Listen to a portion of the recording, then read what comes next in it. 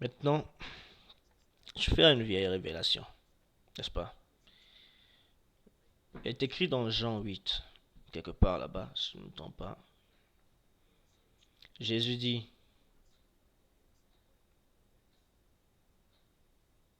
si le Fils vous affranchit, vous serez réellement libre, n'est-ce pas?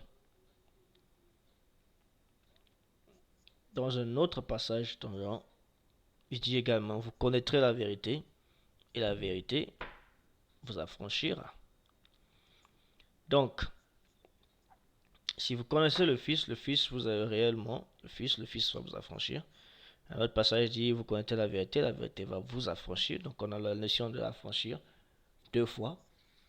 Et il y a la notion de vérité et la notion de Fils, n'est-ce pas? Le Fils affranchi, la vérité affranchie. Et un troisième passage, il dit, il est la vérité, le chemin, la vérité et la vie.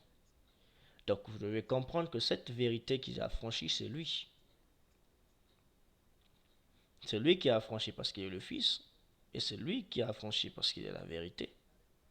Donc vous le connaîtrez lui, qui est le Fils et qui est la vérité, et il vous affranchira. Donc c'est de lui que vient la liberté. Mais de quelle liberté parle-t-il? Affranchi de quoi? On est affranchi de quelque chose que lorsque on est esclave. Mais de quoi sommes-nous esclaves en fait? Et il dit, quiconque se livre au péché est esclave du péché. Donc la capturité, l'emprise que l'homme a en ce moment dans cette terre, cette planète, dans ce monde, c'est qu'il est prisonnier du péché. Et que c'est le péché qui règne sur lui. Donc par conséquent, il est esclave du péché.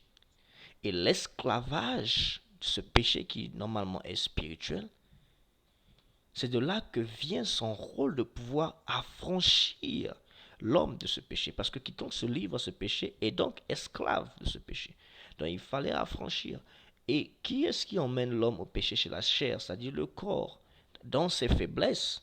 C'est pour ça qu'il va falloir que Dieu, dans son amour, crée un autre corps qui sera exempt de faire tomber l'homme dans le péché et être à l'emprise de ce péché. Donc la vraie esclavage et le vrai combat qui se passe entre l'homme et l'éternité, c'est au niveau de l'esclavage, c'est au niveau du péché, et qui est donc quoi? Au niveau de l'obéissance. Parce que la chute des premiers hommes en avait été causée par quoi? La désobéissance. Et c'est de là que le péché est entré. Donc le péché se manifeste dans la désobéissance. Et on retrouve le salut dans l'obéissance. Donc la désobéissance est rattachée au péché et le salut est rattaché à l'obéissance. C'est très important. Maintenant, l'obéissance. Comment faire pour prendre le dessus? L'obéissance. L'obéissance. L'obéissance. Pour avoir l'éternité. L'obéissance à quoi? À qui? Aux lois? À Dieu? À quoi d'autre? C'est ça les questions qu'il faudrait se poser.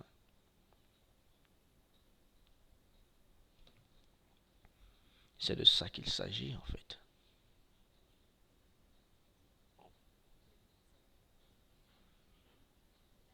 C'est de ça qu'il s'agit. Le péché est notre ennemi. Ce n'est même pas... ce n'est même pas... Ce n'est, ce n'est même pas le diable, notre ennemi. Le diable n'est que quelqu'un qui veut utiliser le péché pour pouvoir nous faire couler. C'est tout. Parce qu'il a connaissance de ça. Et c'est un mécanisme qui est là. C'est pour ça qu'à ce niveau,